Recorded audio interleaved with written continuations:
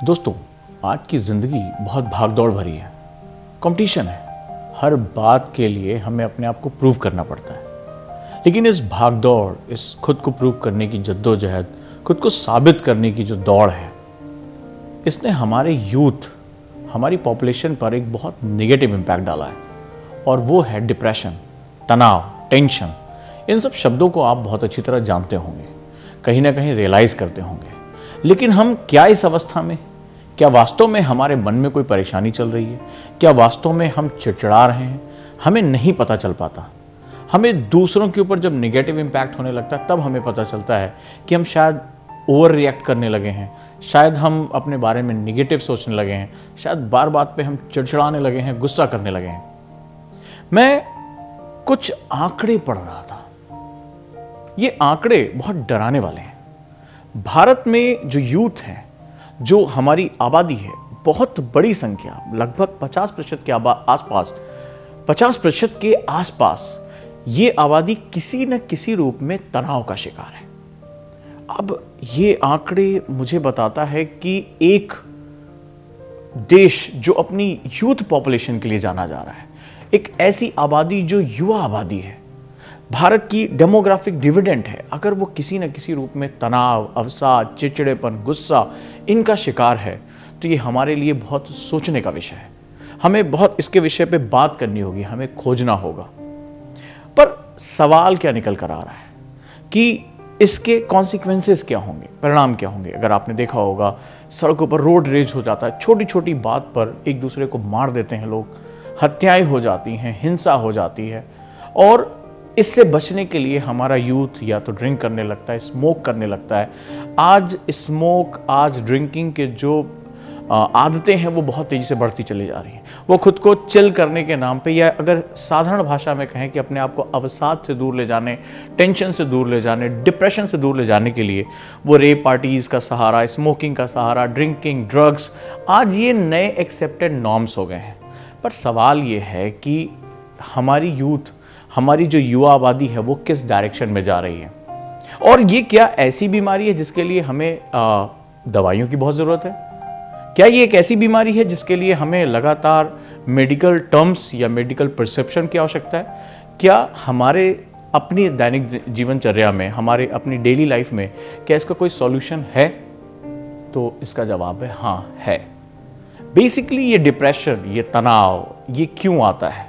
ये आता है अनरियलिस्टिक, जब हम कोई गोल बना लेते हैं या कोई हमारे ऊपर अप्रत्याशित दबाव पड़ जाता है, चाहे वो एग्जामिनेशन का दबाव हो, खुद को साबित करने का दबाव हो, किसी रिलेशनशिप में बने रहने का दबाव हो। तमाम तरह के दबाव होते हैं।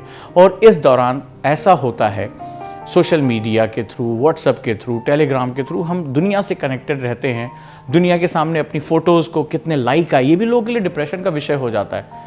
मेरे कितने वीडियोस डिसलाइक हुए, कितने वीडियो लाइक हुए, बहुत सी चीज़ें हमारे आसपास चलती रहती हैं। और हम लगातार, ऐसा लगता है कि हम लाइमलाइट में हैं, हम लगातार एक चमकती रोशनी में है और ये सफलता ही हमारी ज़िंदगी का पर्याय है। या अगर हम खुद को सफल नहीं कर पाए, हम इन अंधेरों में अगर रह गए, तो शायद ऐसा होगा कि हम कुछ खास नहीं कर पा रहे हैं। आइए अब मैं इसके सॉल्यूशन के बारे में बात करता हूँ।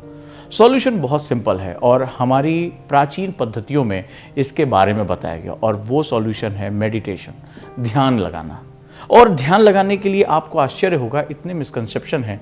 लगता है कि शायद कोई खास तरह के वस्त्र पहनकर हिमालय पर या किसी योग गुरु के साथ बैठकर ही आप ध्यान लगा सकते हैं।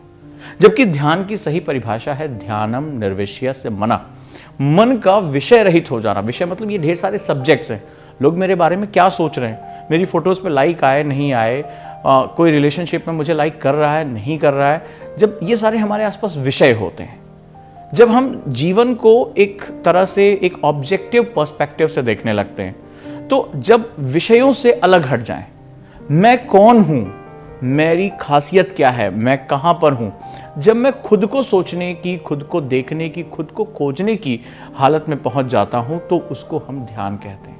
जब हम अपने ऊपर ध्यान केंद्रित करने लगते हैं, जब हम अपने बारे में विजुअलाइजेशन करने लगते हैं, जब हम ऐसी अवस्था में आ जाते हैं, तो हम खुद को जानना शुरू कर देते हैं। खुद को जानने की जो प्रक्रिया है वो बड़ी महत्वपूर्ण है। खुद को जानने की जो प्रक्रिया है वो बहुत ही इंपॉर्टेंट है। क्या है? जब आप खुद को जान लेते हैं तो खुद की शक्तियों को जागृत करते हैं, आप चीजों को यथास्थिति से देख लेते हैं।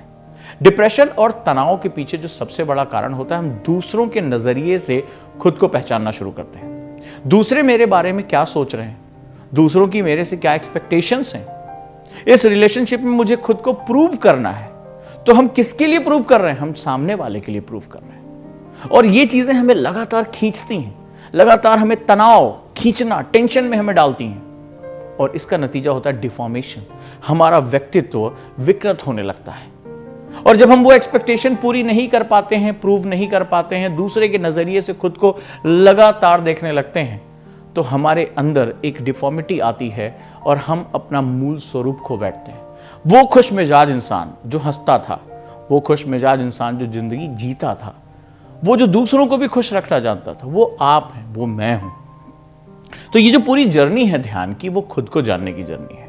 ये जो पूरी जर्नी है, वो खुद को पहचानने की जर्नी है। खुद की यात्रा ही ध्यान है। तो जब भी आपको समय मिले किसी भी रूप में, आप कुछ देर शांत होकर बैठ जाएं। और जब मैं कुछ देर शांत होने की बैठता हूं तो लोगों का मोबाइल सिर्फ साइलेंट मोड पे चला जाता है, नोटिफिकेशन आते रहते हैं।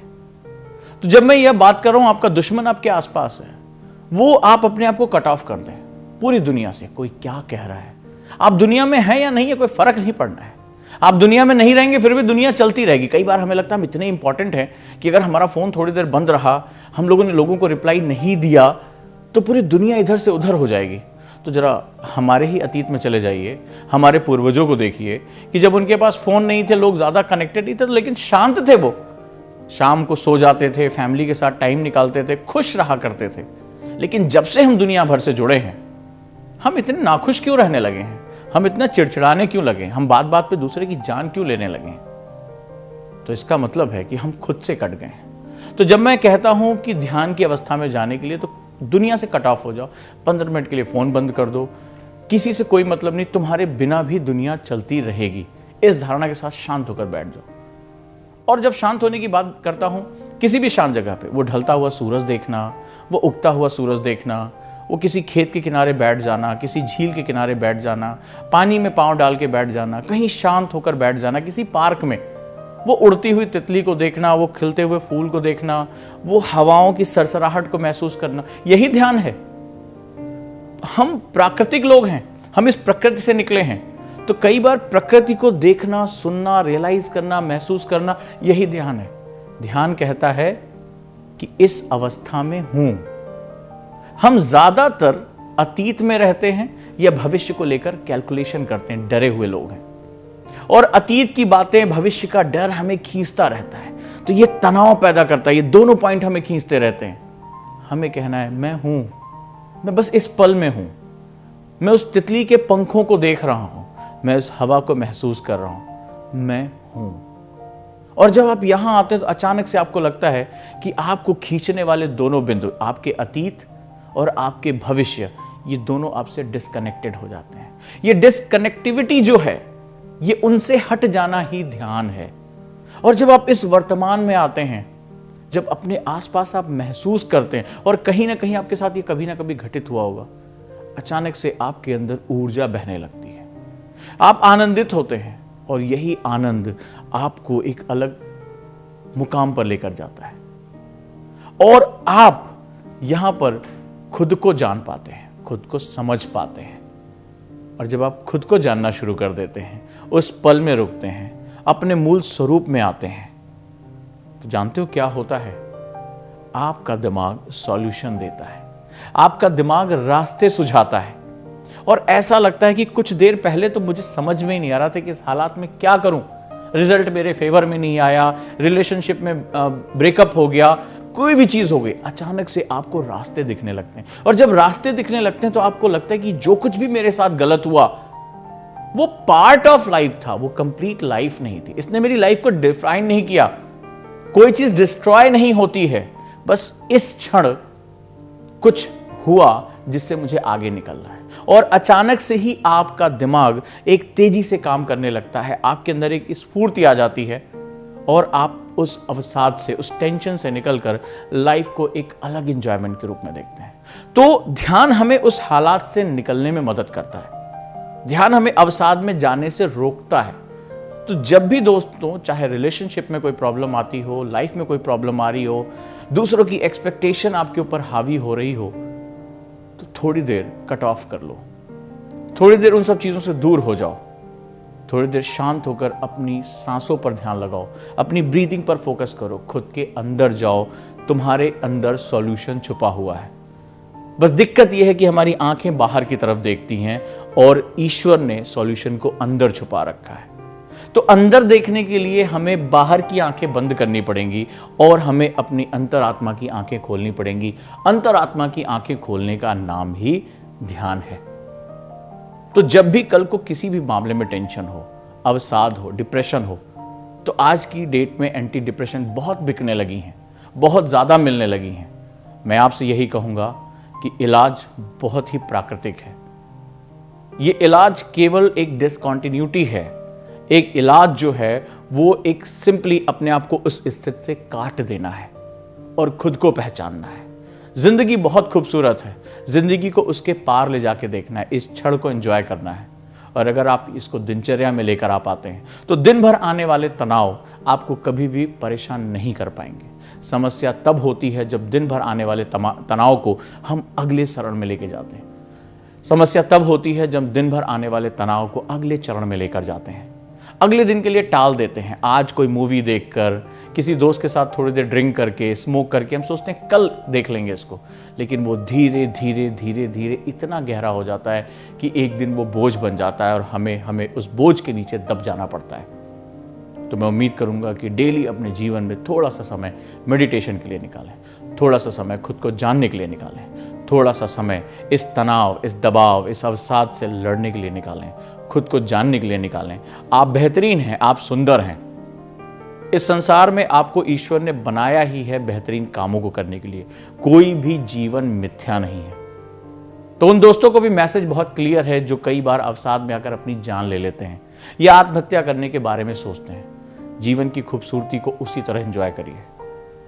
ईश्वर ने आपको जीवन दिया है, इस जीवन को उत्सव के रूप में मनाएं, इस जीवन को, दूसरों के जीवन को पॉजिटिव करने के लिए बनाएं और जिंदगी को मिलकर कहें वाह जिंदगी।